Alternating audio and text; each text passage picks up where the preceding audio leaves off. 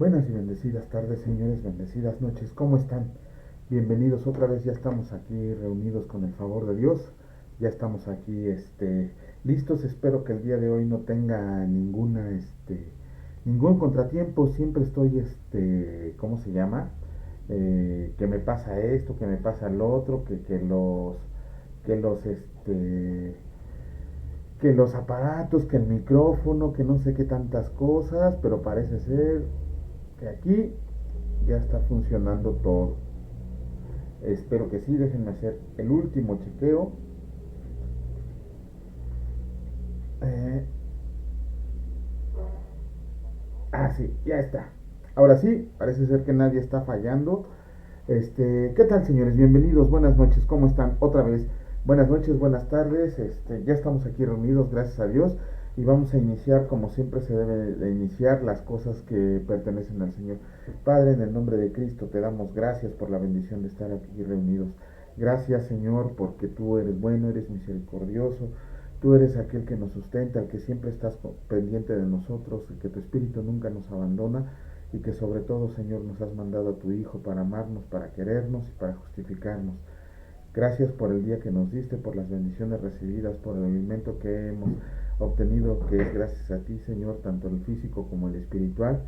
Te pedimos, Señor, que nos guardes de todo mal, de toda mala circunstancia y que sigamos siempre a tu servicio. Te alabamos y te bendecimos en el nombre de Cristo Jesús.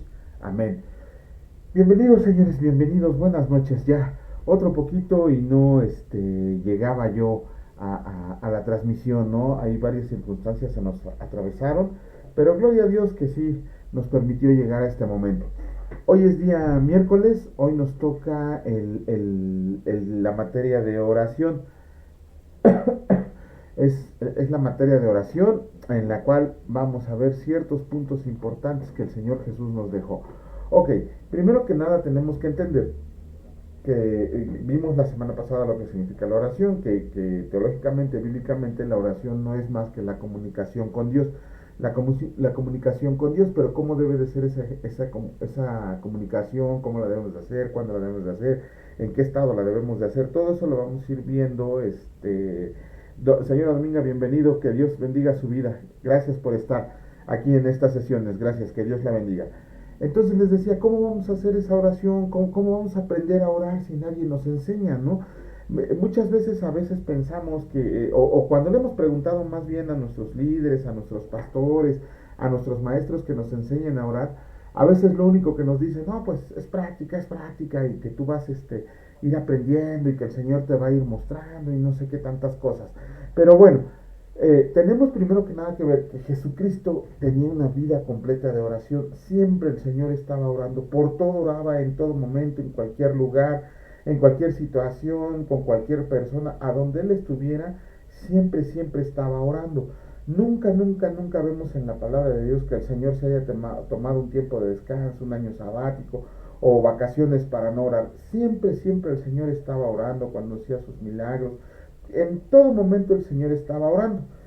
Eso mismo llevó a los discípulos, al ver este ejemplo de vida, que los discípulos, como lo vamos a ver en la siguiente lámina, que le pidieron al Señor Jesucristo que los enseñara a orar. La oración es tan, pero tan importante que cuando vieron la vida de oración del Señor Jesús, le pidieron que les enseñara a orar. Los discípulos le pidieron a Jesucristo que les enseñara a orar. ¿Cómo vemos esto? Si nos vamos, acuérdense, todos los versículos que les pongo yo en las láminas, que les pongo aquí, a menos que diga lo contrario, los saco de la versión Reina Valera 2015. Entonces, para no estar repitiendo qué versión es, yo lo saco de la Reina Valera 2015. Entonces vamos a leer lo que dice el Evangelio de Lucas en el capítulo 11, versículo 1, que dice así: aconteció que, estando Jesús orando en cierto lugar, cuando terminó, uno de sus discípulos le dijo: Señor, enséñanos a orar, como también Juan enseñó a sus discípulos. Ok, antes de seguir con el tema de la oración, tenemos que ver una cosa, algo importante aquí. Todo aquel que se diga pastor, todo aquel que se diga maestro, todo aquel que se diga guía, que se diga líder, porque como al hombre le encanta ponerse títulos, no sé para qué, este, siempre se anda poniendo títulos. Entonces, todas esas personas que están como líderes en un grupo, en una iglesia, su obligación es enseñar a orar. No es agarrar y decirles, órale, pasa al frente para que empieces a orar. No. Es decirles, mira, una comunión efectiva con Dios se debe de hacer de la siguiente manera. O sea, sí hay una serie de situaciones para que nosotros aprendamos a orar. Sí, ok, la práctica hace al maestro, pero tenemos que ver que el Señor Jesús le enseñó a orar a los discípulos lo mismo que Juan el Bautista. ¿Se acuerdan de Juan el Bautista, el último profeta de la palabra de Dios? Que él sin que se lo pidieran le enseñaba a orar a sus discípulos. Ok, eso era una súplica que le estaban pidiendo a Jesucristo. Los discípulos veían cómo el Señor tenía una comunión directa, íntima con el Padre, de rápida contestación. Y los discípulos obviamente pues querían tener eso, ¿no? Yo me imagino que el que preguntó ha de haber sido Pedro, ¿no? A lo mejor siempre andaba ahí, o Pedro mandó a alguien. Pero bueno, entonces, el versículo no solo nos conlleva el de que nosotros como discípulos le tenemos que pedir a Jesucristo en primer lugar que nos enseñe a orar. Recuerdan que la semana pasada vimos que la oración debe de ser a Dios por medio de Jesucristo y utilizando el poder del Espíritu Santo. ¿Ok? Hasta ahí vamos más o menos bien. Ok, Jesucristo sí les dijo, por supuesto que el maestro de maestros le dijo a los discípulos, ok, les voy a enseñar a orar. Ajá, pero no solamente le enseñó a orar a los discípulos, a nosotros nos dejó, ahí en la palabra de Dios escrita en la Biblia, nos dejó la manera en la que tenemos que orar correctamente. Ahorita lo vamos a ir viendo. Ok, en su gran sabiduría, el Señor Jesús, eh, antes de enseñarles la manera correcta de orar, les enseñó cómo no debían de orar y en qué deberían de fijar, ¿no? O sea, sí les voy a enseñar a orar, pero antes de que ustedes estén ahí orando, les voy a decir qué es lo que está mal, qué es lo que están haciendo mal. Bienvenido, William, que Dios te bendiga, gracias por estar aquí, mi hermano. Bueno, ok, para esto nos tenemos que ir al Evangelio de Mateo. Fíjense, en el primer Evangelio, desde ahí nos está enseñando el Señor Jesucristo a orar. Y ni siquiera tenemos que avanzar mucho. En el capítulo 6, en el versículo 5, dice el Señor Jesús, así porque son palabras de Jesucristo. Dice, cuando ustedes oren, no sean como los hipócritas, que aman orar de pie en las sinagogas y en las esquinas de las calles, para ser vistos por los hombres. De cierto les digo que ya tienen su recompensa. ¿A qué se refería el Señor Jesús cuando dijo que no fuéramos hipócritas? ¿A qué se refería eso cuando les dijo a ellos, no sean hipócritas? No sé si ustedes donde se congreguen, donde se reúnan o donde tengan por costumbre recibir la palabra de Dios, se han dado cuenta de que siempre hay una persona que destaca porque ora bien bonito. Ajá, porque ora bien bonito. Y cuando alguien pide, ¿quién quiere orar? Luego levanta la mano, ¿no? Como si él estuviera ungido específicamente para la oración, ¿no? O si no, está el cuate de que ora y, híjole, hasta se adorna, ¿no? Hasta parece que le van a pagar por hacer la oración ese día, ¿no? Se avientan unas oraciones así que ya hasta a veces nos está dando sueño. Casi siempre ese tipo de personas, casi siempre, no siempre, sí conocemos personas que oran lo que les sale del corazón, pero casi siempre ese tipo de personas oran o quieren hacerse notar. No sé, es una necesidad de atención. Ya no oran para agradar al Señor, oran para ser vistos por los hombres, ¿no? Para que todos digan, ay, qué bonito ora el hermano, ¿no? Ay, el hermano otra vez va a orar. Y ya como a la quinta vez dices, ay, no, otra vez. No es que tengan una comunión directa con Dios, sino que les gusta lucirse, les gusta actuar, les gusta que les pongan atención. Eso lo vamos a ver, ya ven que uno de los temas que vamos a ver en oración es el orar en lenguas. Esto tiene que ver mucho con eso, con la hipocresía, ¿no? El orar en lenguas tiene que ver mucho con la hipocresía, porque si bien hay el orar en lenguas, también tiene reglas para orar en lenguas. No nada más es de agarrar y decir es que el Espíritu Santo me tocó y por eso estoy orando en lenguas, no. también Pablo nos dejó ahí una serie de reglas con las cuales se debe de orar en lenguas. Pero bueno, entonces, ser hipócrita son aquellos que nada más oran para recibir la atención de los hombres, para que digan qué bonito oran, pero sin embargo nunca oran con sinceridad. La oración siempre debe de ser para Dios, no debe de ser para lucirse. Eso es lo que está diciendo el Señor Jesucristo, no sean hipócritas.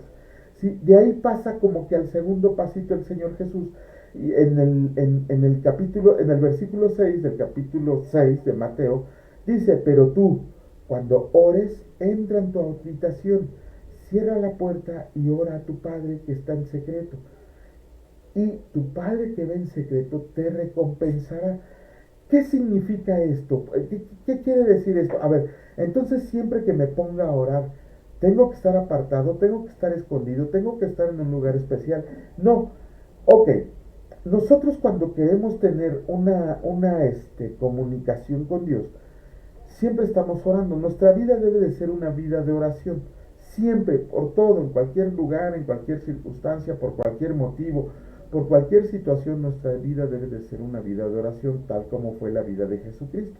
Siempre tenemos que estar orando. Nos fue mal, oramos. Nos fue bien, oramos. Estamos enfermos, oramos.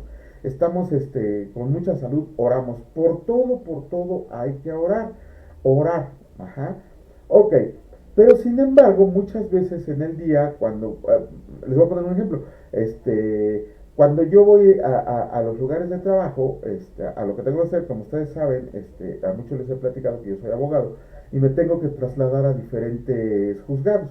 Entonces, en el transcurso de la casa al juzgado o de juzgado a juzgado, pues voy manejando y voy orando, muchas veces voy orando, ¿no? O sea, que me vaya bien, que me dé un buen camino, que las cosas pasen conforme a su voluntad.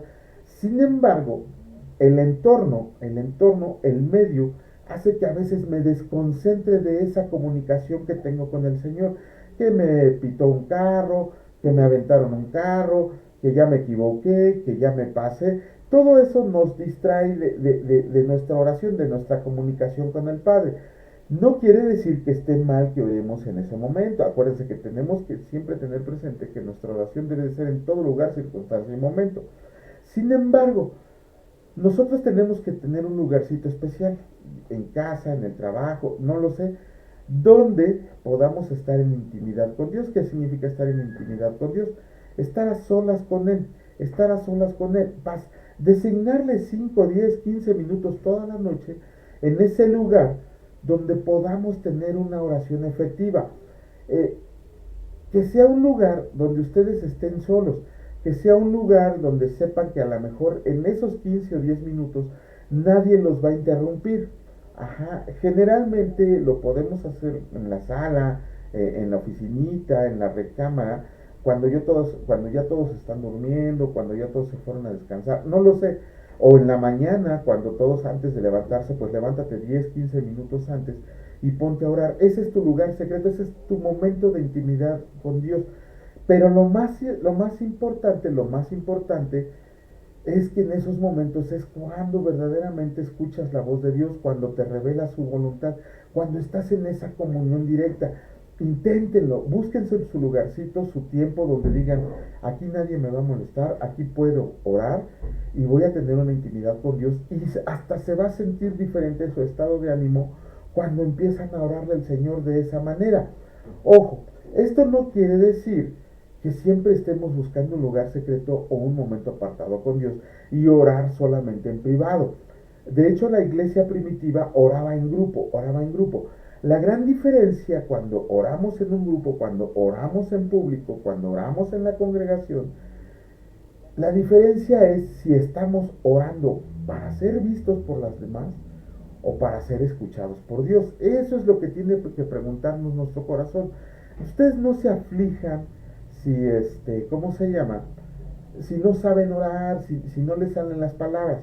Vamos a ir desarrollando esto. Ok, uno de los últimos pasitos, bueno, de los pasitos que nos dio el Señor Jesús, viene en el Evangelio de Mateo, en el capítulo 6, en el versículo 7, y dice así: y al orar no usen vanas repeticiones como los gentiles, que piensan que serán oídos por su palabrería.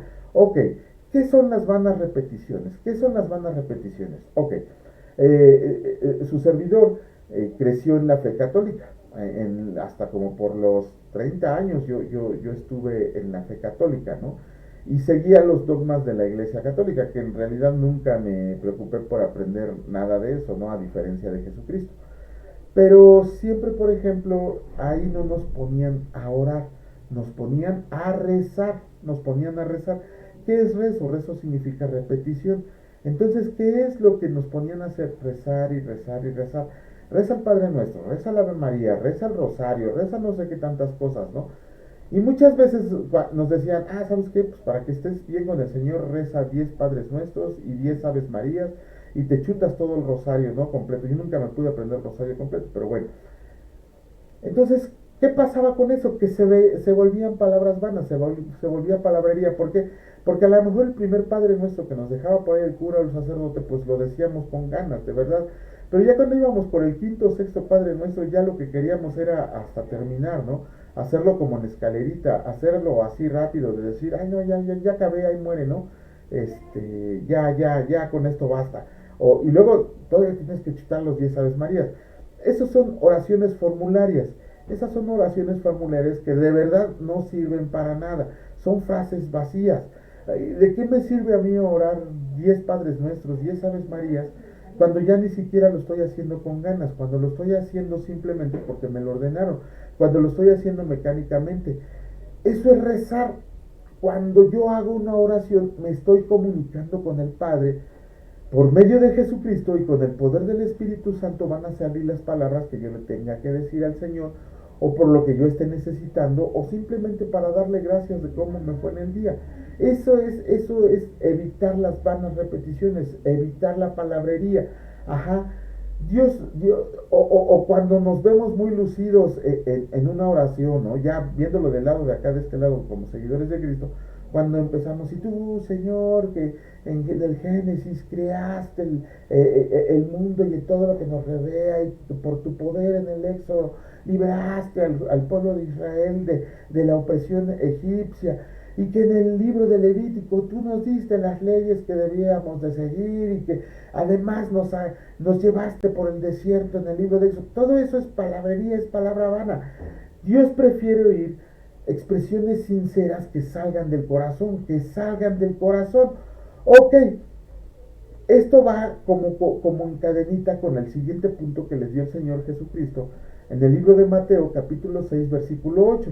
Dice, por tanto, no se hagan semejantes a ellos. Acuérdense que se lo estaba diciendo a los escribas. Por tanto, no se hagan semejantes a ellos, porque el Padre de ustedes sabe de qué cosas tienen necesidad antes de que ustedes lo pidan. ¿Qué significa esto? Ok, si Dios ya sabe lo que yo necesito, si Dios en su omnisciencia ya sabe lo que yo necesito, entonces ¿por qué le tendría que orar al Señor y pedírselo? Si Él ya sabe, es como por ejemplo, yo iba y le decía a mi mamá, bueno, ni le decía, ¿no? Ya cuando era la hora de comer, ya mis tripitas se estaban comiendo una a otra.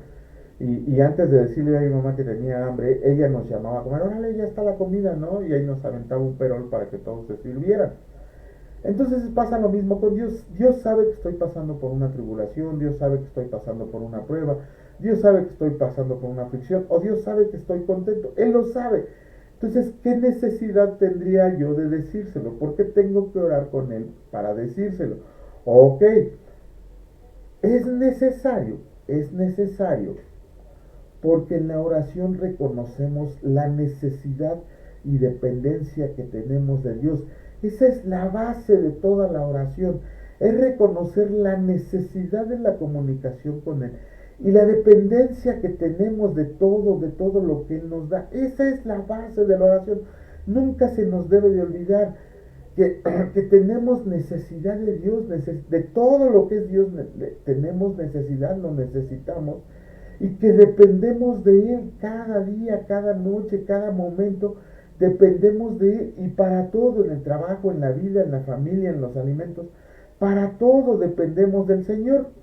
Bueno, después de eso, en ese Evangelio de Mateo, en el capítulo 6, En los versículos del 9 al 13 viene algo que los que saben de la palabra le han llamado la oración del Señor o la oración modelo. Ajá. Pero también, por si no lo habíamos visto, por si no lo saben, por si no se lo habían imaginado, hay una cosa aquí, para todos aquellos que han leído la palabra de Dios, por lo menos unas 3 veces, cuando Jesucristo ora la famosa oración modelo, que ahorita la vamos a desglosar, no la vuelve a repetir en ninguna parte de la Biblia. Una sola vez la hizo el Padre Nuestro, el famoso Padre Nuestro. Tampoco ninguno de los discípulos, ninguno de los apóstoles la volvió a orar. Ustedes pueden leer desde el capítulo 6 de Mateo hasta el capítulo 22 de Apocalipsis y se van a dar cuenta que jamás se vuelve a repetir esta oración. ¿Por qué? Porque esta oración no fueron las palabras importantes que dejó el Señor Jesús.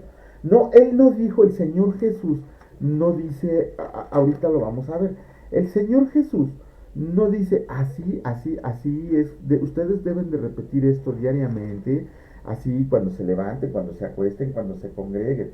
Si el Señor Jesús lo hubiera dicho así, la palabra de Dios, la Biblia, estaría llena de repeticiones del Padre Nuestro. Ajá. Lean desde Mateo 6 hasta Apocalipsis 22 y nos vamos a dar cuenta que no hay otra vez, otro versículo, otro capítulo en donde se repita el Padre Nuestro. Ajá. Jesucristo nos estaba enseñando cómo armar nuestra oración. Ajá. Él no dijo, repite y repite y repite esto. Ajá. Ok, quiero que también se entienda bien una cosa.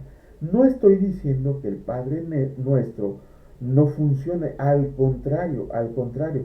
El Padre Nuestro lleva en sí mismo un poder inmenso, una comunicación inmensa, una comunión, una intimidad con Dios inmensa, una protección inmensa, una bendición inmensa. Sin embargo, no lo vemos. ¿Por qué? Porque nos hemos acostumbrado a repetirlo y repetirlo y repetirlo como si fuera un talismán de la buena suerte o un talismán de protección. Cuando yo era niño, allá tenía yo unos 9, 10 años, mi papá compraba unas historietas que eran el sensacional de terror, ¿no?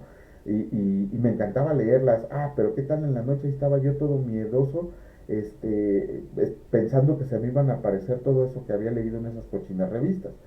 Ajá, ¿y qué hacía yo? Me tapaba con la cobija, porque ya ven que si se tapan con la cobija se va el monstruo, y empezaba a rezar el Padre Nuestro. Padre Nuestro que estás en el cielo, santificado sea tu nombre. Y a veces me equivocaba y volvía a empezar. Padre Nuestro que estás en el cielo, santificado sea tu nombre. Hágase, ya ni sabía qué rezaba, pero yo pensaba que el Padre Nuestro me iba a librar. No lo comprendía, en ese momento no lo comprendía, no lo entendía y lo repetía y lo repetía. También si iba en la calle o quería un favor, Padre Nuestro que estás en el cielo, santificado sea tu nombre. ¿Por qué? Porque fue lo que me enseñaron, fue lo que me enseñaron. Sin embargo, cuando desglosamos, cuando vemos cómo es esta oración, nos vamos ya con todo lo que conlleva ese Padre Nuestro. Ok, vamos a empezar a desglosarlo. Edmond Jacobo, bienvenido, que Dios bendiga tu vida, mi hermano. Gracias por estar aquí, gracias. Ok, dice el Evangelio de Mateo en el capítulo 6, versículo 9. Lo vamos a desglosar, lo vamos a ir viendo partecita por partecita para ver cómo se debe de armar nuestra oración conforme a lo que el Señor Jesucristo nos enseñó. Dice así, ustedes pues oren así: Padre nuestro que estás en los cielos. ¿Qué significa esa frase de Padre nuestro que estás en los cielos? ¿Qué nos quería decir el Señor Jesús cuando dice Padre nuestro que estás en los cielos? Ok, el inicio de nuestra oración siempre debe de ser reconociendo la soberanía de Dios sobre toda la creación. Él es el creador de todo, del universo, de nuestra vida, de cualquier cosa que nosotros hayamos visto, y aún de lo que no se ve. Dios es el creador de todo. Entonces, tenemos como obligación, porque el Señor Jesús nos lo está diciendo, que tenemos que reconocer esa soberanía, esa grandeza que tiene Dios para poder dirigirnos a Él. Es como, por ejemplo, les decía al principio de estas sesiones y al principio, que su servidor es abogado. Cuando elaboro una demanda, cuando elaboro un escrito, yo no puedo hacer un escrito y dirigirme al juez, ¿qué onda, carnal? ¿Cómo estás? Pues vengo a que me des esto. No, porque hasta me va a imponer una multa. Hasta me va a imponer una multa. Ajá. ¿Cómo tengo que hacer ese escrito? Honorable ciudadano juez del juzgado tal del Distrito Federal, ante usted me presento con el debido respeto para exponer lo siguiente. Imagínense si a un hombre le estoy dando ese respeto, ¿qué respeto merece el creador de todo, el sustentador de todo, a Dios?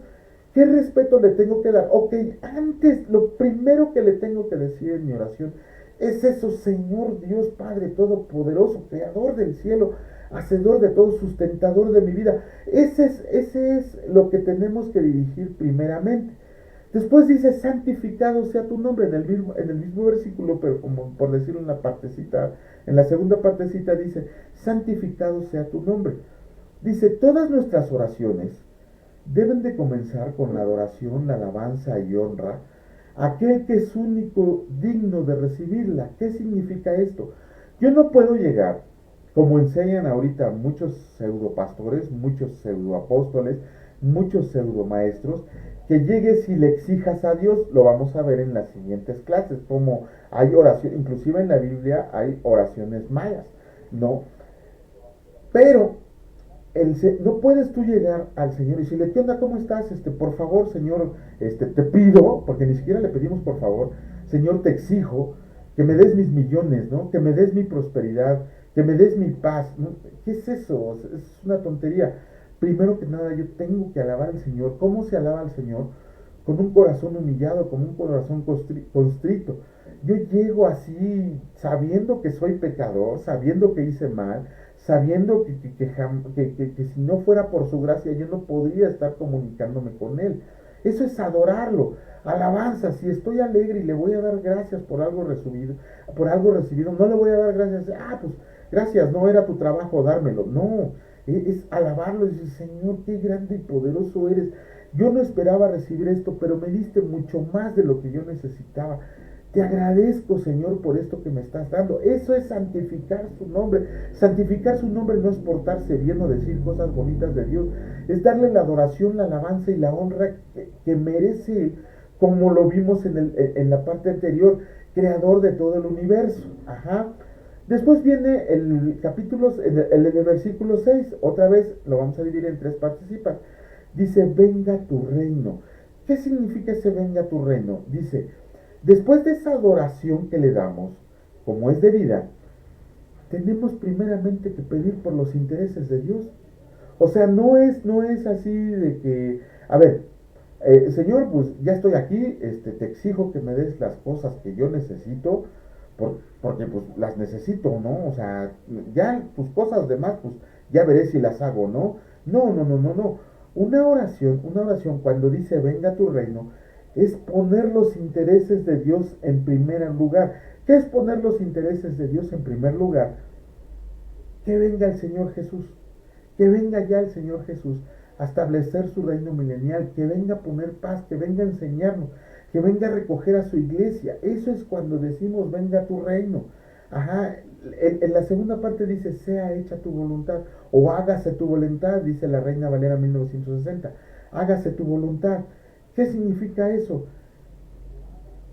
Es reconocer que Dios, que lo sabe todo, que lo sabe todo, por supuesto que sabe lo que es mejor para nosotros.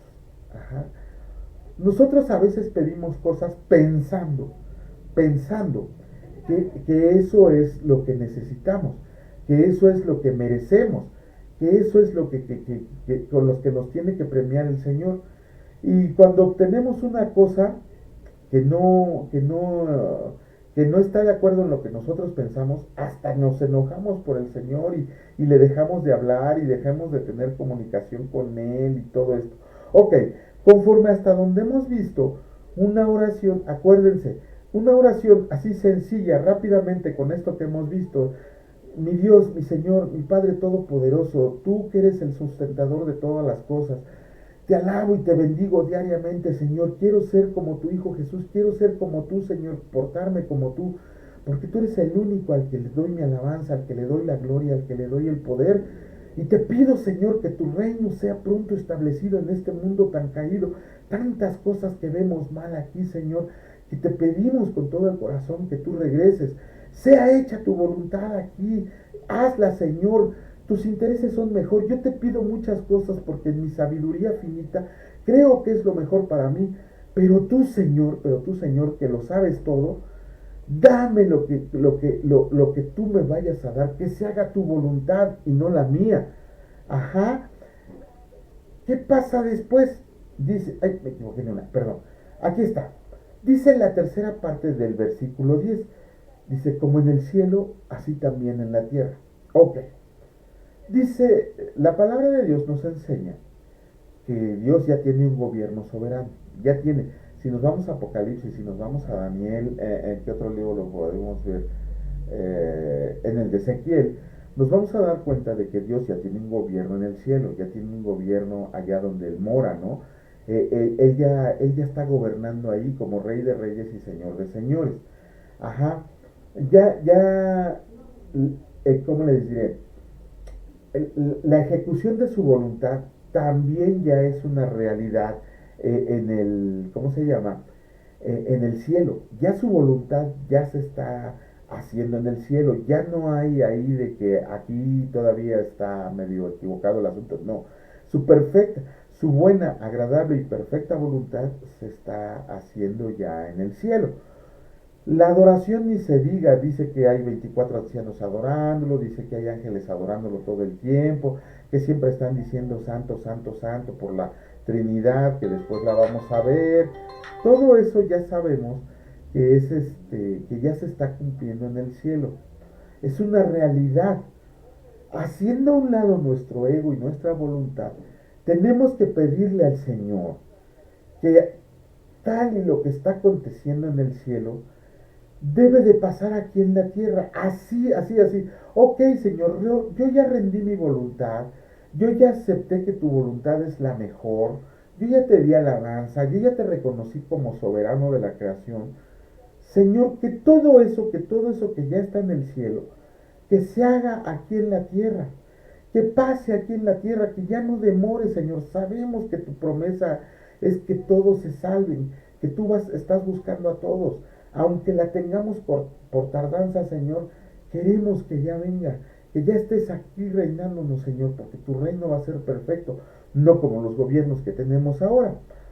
Después dice en el capítulo 6, en el versículo 11 de Mateo, el pan nuestro de cada día, dánoslo hoy. Fíjense, después, miren, de reconocer su soberanía, de darle la adoración que merece, de someternos a su voluntad, de poner sus intereses primero y de decirle que lo que está pasando en el cielo y pase aquí en la tierra, por fin, como que el Señor Jesús nos enseña que ya podemos pedirle. Solo después de todo eso, nosotros ya podemos pedirle al Señor, ok, Dios sabe lo que yo necesito, pero le agrada que tenga comunión y que yo le pida eso, que le explique esa situación por la que estoy pasando. Entonces ahí ya es válido pedirle por el alimento diario, pero no solo el físico, también el espiritual. Yo ahí, ojalá algún día pronto las podamos hacer por Zoom, como les he dicho, hasta que tenga 10 comprometidos, seguros que van a estar lunes y viernes a esta hora para hacer las clases por Zoom. Y ahí sí se desplaguen haciendo preguntas, aprendiendo, que nos estemos retroalimentando. Entonces ahí sí van a estar las clases todavía más bonitas. Pero mientras aquí, yo los voy a retar a que en su corazón ustedes mismos se pregunten, cuántos de ustedes le piden en su oración al Señor que los alimente espiritualmente? Que les diga, Señor, el día de hoy, dame sabiduría para entender tu palabra, dame entendimiento para poder entender lo que me quieres decir. Estoy leyendo tu palabra, pero hay muchas cosas que no entiendo. Dame por favor, Señor, ese entendimiento, esa sabiduría, un poquito de la que tú tienes, para yo poder aprender lo espiritual, lo que tú me estás enseñando. ¿sí? Nosotros somos vasijas de barro en manos del alfarero. Debemos de pedirle que nos forme cada día, que nos forme. Ajá, esa debe de ser nuestra petición en la oración. Ok, sí, Señor, tú sabes, no tengo trabajo, no tengo recursos, no tengo dinero y muchos gastos tengo. Yo sé, Señor, que tú me vas a proveer. Yo confío en ti para que tú me proveas. Yo no puedo confiar en nadie más que no seas tú, Señor, para que todo eso de lo que tengo necesidad me lo des, Señor, conforme a tu voluntad y lo que verdaderamente necesito. Que no me des más de lo que te estoy pidiendo, que no vaya a ser que reniegue de ti, ni me des, perdón, no vaya a ser que me olvide de ti si me das más de lo que pido, y no me des menos de lo que yo necesito o de lo que tú consideras, porque voy a renegar de ti, Señor. Así dice el proverbio, así dice la palabra de Dios. Entonces tengo que pedirle, pero confiando en la sabiduría de Dios, que es lo que necesito. Pues porque yo necesito un carro nuevo, necesito dinero para pagar todos los gastos de la casa, necesito dinero para comprar ciertas cosas. Ni modo, no hay, ni modo, no hay. Entonces, pero nunca deja de haber alimento. Eso es algo maravilloso que el Señor tiene con nosotros, que jamás nos deja de dar alimento, jamás nos deja de proveer. Dice la palabra de Dios que hasta que Él regrese para su pueblo, nunca va a faltar ni la siega ni la sementera. ¿Qué quiere decir eso? Que para aquel todo seguidor de Cristo, para aquel todo hijo de Dios, jamás le va a faltar el agua y la comida. Búsquenlo allá en Génesis después del diluvio y ahí está una promesa de Dios para nosotros. Esa es la dependencia que tenemos para el alimento físico, pero sobre todo espiritual. Luego dice en el versículo 12, perdónanos nuestras deudas como también nosotros perdonamos a nuestros deudores. Ok, no se refiere, no se refiere a que nos perdone de lo que hayamos hecho. Ese perdón, esa justificación, esa redención, ya la obtuvimos cuando aceptamos de corazón a Jesucristo como Señor y Salvador. Ya obtuvimos ese perdón. Ojo, también vamos a seguir pecando. No somos santos, nunca lo vamos a poder ser en esta vida. Tenemos que pedir perdón por esos pecados. Pero antes, pero antes de pedir perdón por esos pecados, el Señor Jesús nos está enseñando que debemos de perdonar a todos aquellos que nos ofenden, a todos aquellos que nos ofenden. ¿Por qué? Es tan importante perdonar a aquellos que nos ofenden que después de terminar la oración modelo, en los versículos 14 y 15, el Señor Jesús nos recalca, nos machaca, nos dice, si aquel que no perdona a su hermano viene y se presenta delante de Dios, ¿cómo quieren que Dios lo perdone si en ustedes no hay perdón? Ven cómo no es fácil, cómo no es fácil ser cristiano, ven cómo no es fácil ser hijo de Dios. Imagínense ustedes que perdonar al ladrón que lo asaltó, ¿no? Perdonar a alguien que te hizo daño, perdonar al amigo, al pariente, al familiar que te ofendió, que quiebra tu corazón, que hiere tu corazón, amando tanto a las personas que son tu familia, que son tus parientes, lo que tú quieras, y a veces de ellos mismos vienen las heridas más grandes, ¿no? De ellos mismos vienen las heridas más grandes, y a veces hasta decimos, no lo puedo perdonar ahorita, después a ver si lo quiero perdonar, no, no, el Señor Jesús nos dice, ustedes no se pueden presentar delante de Dios si antes no han perdonado a su hermano. Toda la oración, todo lo que hagan, así se hinquen, se postren, se arrodillen, se echen, lo que ustedes quieran hacer, al Señor le va a importar un reverendo pepino si ustedes no han perdonado a todos aquellos que les hicieron daño. Imagínense, la clave de nuestra oración eficaz, porque Señor Jesucristo lo resalta, 2 versículos, es perdonar a los demás. De hecho, es el segundo mandamiento más grande que nos dejó Jesucristo, ¿no? No se hagan bolas. El Señor Jesús en el libro de Mateo, en el capítulo 26, versículos 37, 38 y 39, dice, cuando un fariseo le pregunta, ¿cuál es el mandamiento más grande? Señor Jesús, bien fácil, amarás a Dios sobre todas las cosas. Y el segundo es semejante, amarás a tu prójimo como a ti mismo. Amarás a tu prójimo como a ti mismo. Y todavía recalca el Señor Jesús, de si haces eso, cumples con toda la ley y se acabó. No hay más mandamientos, ¿no? Que se oye sencillo, ¿no? Pero qué difícil es perdonar cuando te han hecho daño. Desgraciadamente el Señor Jesús nos está enseñando que si no perdonamos, pues así nos pasemos 20 horas orando, va a ser una oración que a lo mejor no tiene respuesta. Uh-huh.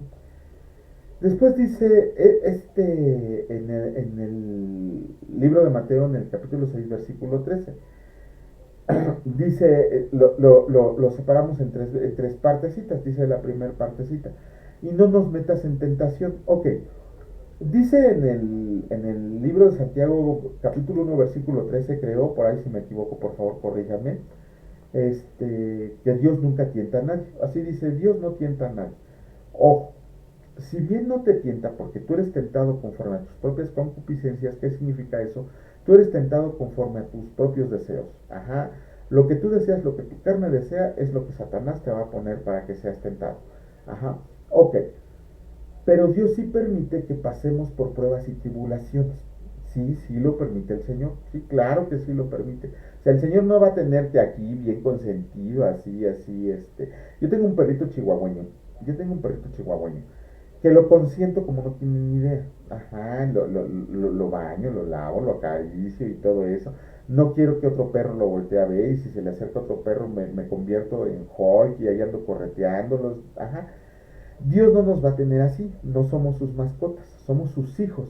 Y como Dios nos ama, el padre que a su hijo ama, lo disciplina. Entonces Dios permite que pasemos por pruebas y tribulaciones, pero con el propósito de crecer y madurar espiritualmente. Ajá. Cuando veamos panorama del Antiguo Testamento y veamos el libro de Job, nos vamos a dar cuenta que al final no fue un premio lo que recibió Job. Hasta ahí se los dejo. Ajá. ¿Qué pasa con eso? ¿Qué pasa con esas tribulaciones, esas pruebas que nos hacen crecer y madurar espiritualmente? Ok, quiere decir que yo tengo desconfianza de mí mismo. A estas alturas de mi vida, con mis 50 añotes encima, yo me conozco. Y a veces te conoces más temprano, más tarde, no lo sé. Tú tendrás que ver cuándo te conociste, quién eres realmente. Yo sé que si confío en mis fuerzas no voy a poder, voy a tronar como chinampina y me pasa seguido.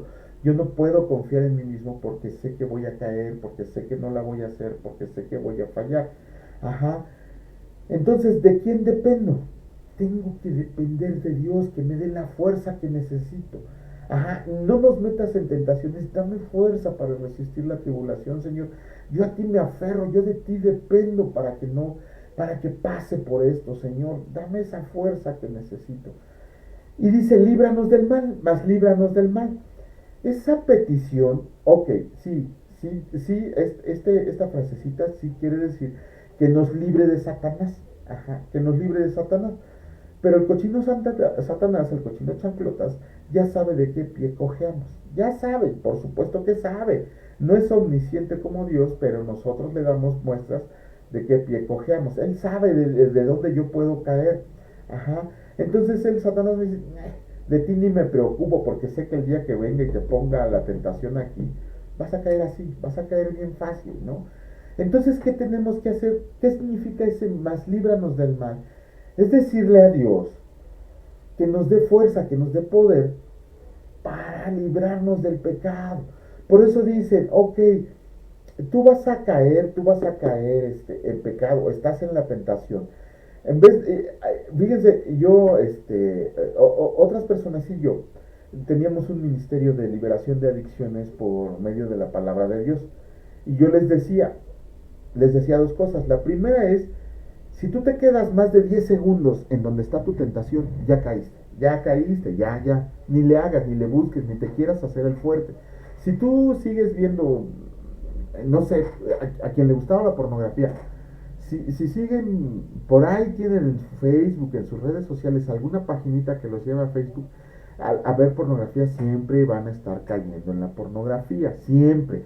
Entonces yo les decía a ellos, la clave para escapar del pecado está allá en Génesis 39, allá lean Génesis 39, del capítulo 15 en adelante, de Génesis capítulo 39, versículo 15 en adelante. Léanlo, léanlo. Ahí está la clave para escapar del pecado.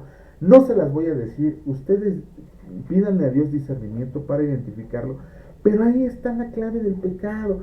Eso si lo ponemos en práctica, lo que nos está narrando ahí, se van a dar cuenta que el pecado ya nos pela los dientes, que ya no somos presas de Satanás, ajá, que ya le vamos a pintar sus cremas, porque ya vamos a poder liberarnos del pecado. Ya decimos, no, yo voy a hacer lo que dice aquí.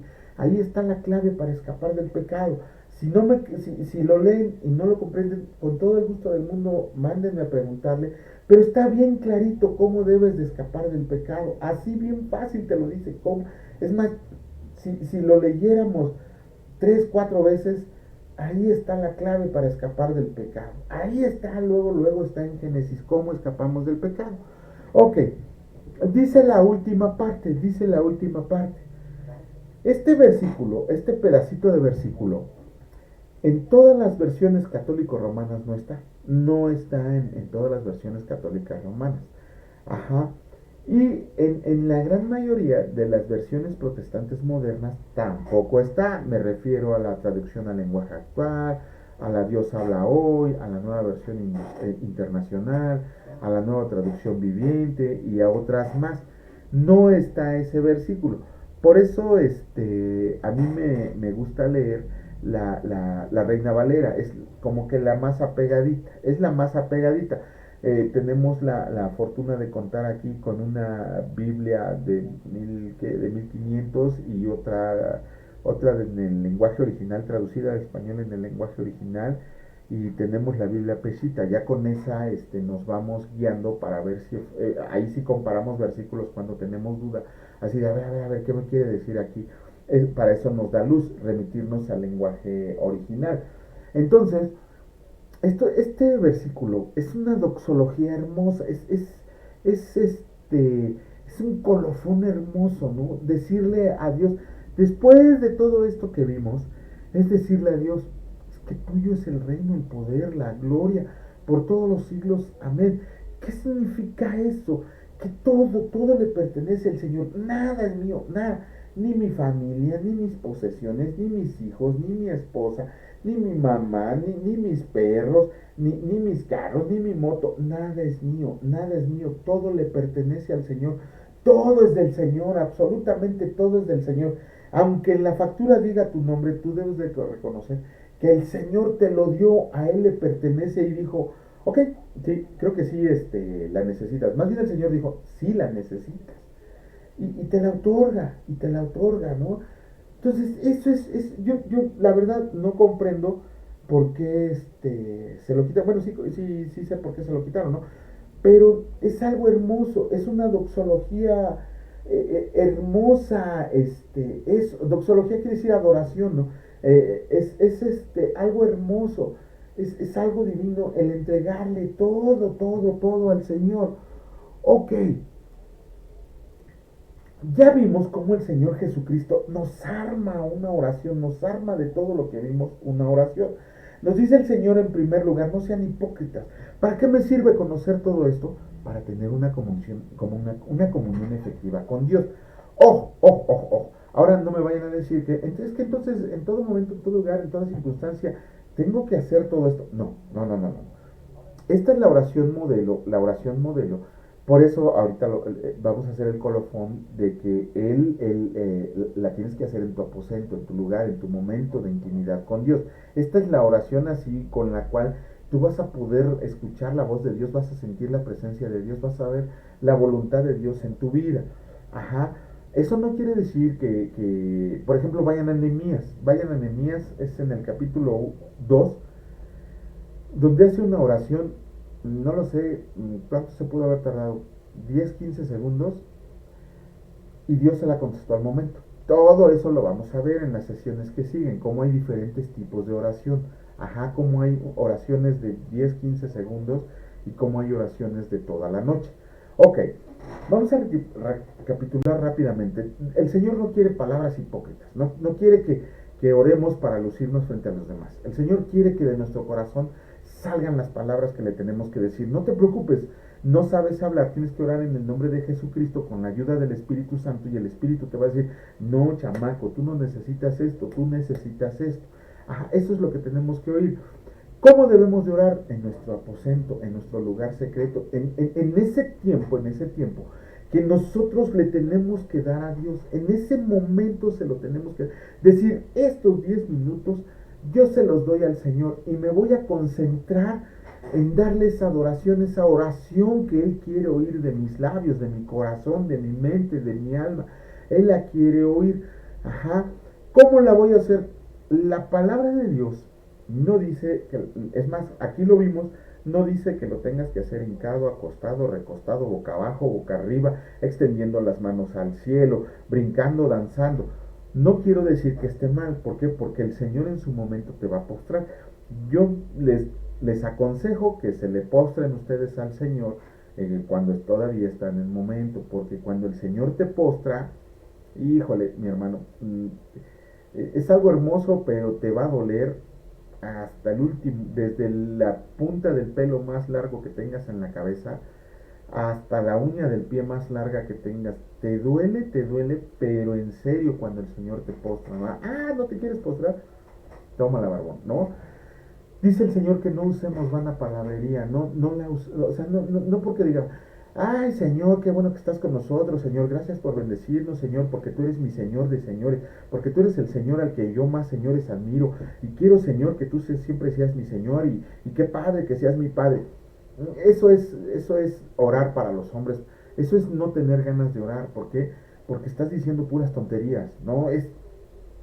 Ahorita vamos a hacer una oración al final. Este, dice la otra cosa, es que el Padre nuestro tiene en sí un pero muy grande poder de bendición, de protección, de adoración, de alabanza, de lo que tú quieras. Lo puedes orar, no hay ningún problema en orarlo, pero que no se te haga una vana repetición, no que agarres y Padre nuestro que estás en el cielo santificado, una, Padre nuestro que estás en el cielo santificado, dos, Padre nuestro que estás en el cielo santificado, tres, Padre nuestro, como si estuvieras haciendo lagartijas. No. Ajá, esa no es la manera. Y ahora, conforme a lo que el Señor Jesús nos enseña ahí en el capítulo 6, versículos del 9 al 13, ¿cómo armaríamos una oración sencilla, rápidamente así? Padre, tú que estás en los cielos, Señor, que eres el creador y sustentador de todas las cosas, a ti me acerco con humildad, Señor, con oración, para que tú seas aquel Señor del que dependo, al que reconozco como Rey de Reyes. Señor, yo quiero que mi voluntad se doblegue ante la tuya, que sea tu voluntad lo mejor para mí, que me enseñes que a depender de ti, tanto en lo físico como en lo espiritual, Señor, porque con mis fuerzas nada puedo hacer. Tú eres aquel que me bendice, me protege, me provee diariamente, y yo muchas veces no lo veo, Señor. Hoy, Señor, vengo a ti con el corazón exaltado, con el corazón contento, Señor, porque me regalas estos tiempos de comunión contigo, porque me das la oportunidad de transmitir tu palabra, Señor. Tú sabes de lo que yo tengo necesidad, Señor. Tenemos muchas aflicciones, muchas necesidades económicas. Tenemos descompuestas varias cosas, Señor. Y el dinero no abunda. Aún así, Señor, mi dependencia es total a ti, porque sabemos que jamás nos has dejado sin alimento. Señor, dame sabiduría. Eso es lo que yo te pido y te clamo a ti con más y más ganas cada día. Quiero conocerte. Quiero saber todo lo que pueda saber de ti en esta vida. Aún yo sé que en la vida eterna voy a ir a tomar clases personales contigo. Señor, yo te bendigo, te alabo, te pido que regreses pronto a este mundo, que vengas y lo gobiernes con justicia, con poder, con paz, con bondad, con amor, Señor. Que todo lo que está sucediendo en el cielo, que esa adoración que está en el cielo, así la hagamos nosotros con el corazón, Señor. Que ya no sean palabras vanas, que siempre estemos pendientes de ti, Señor, que tu voluntad sea la mejor para nosotros. Te alabamos, Señor, te bendecimos y te pedimos que nos libres de las garras del enemigo, que nos des un buen camino diariamente, que nos lleves y nos traigas de regreso a nuestro trabajo, a nuestro hogar, Señor, que nos permitas ir y venir sin contratiempos, que tu Espíritu Santo nos acompañe y no nos deje, y sobre todo, Señor, que seamos hacedores de tu palabra. Gracias, Señor, gracias, porque a ti te pertenece todo. A mí me pusiste solo como un administrador de las cosas que me has dado, Señor, y todo te pertenece para que tú, el día que me pidas cuentas, yo pueda mantener la frente en alto frente a ti. Yo te doy gracias, mi Dios Padre Todopoderoso, por estos tiempos, por este amor, por esta misericordia. Te alabo, mi Señor Jesucristo, a quien reconozco como Señor de señores y Rey de reyes. Y gracias, Espíritu Santo, porque diariamente estás conmigo, con mi familia y con todos mis seres amados y con todos nosotros. Porque estás en este mundo deteniendo todavía el mal, porque aún no es tiempo de tu partida. Te alabamos y te bendecimos, Señor, en el nombre de Cristo Jesús. Amén. Señores, que su vida sea una vida de oración, que siempre, siempre ustedes estén pendientes de lo que necesitan, no de lo que necesita, de representar a nuestro Señor, de que estemos haciendo su voluntad y sobre todo que tengamos una vida de oración y comunión con el Padre. Que Dios los bendiga, señores. Nos vemos el próximo lunes si Dios lo permite. Bendiciones.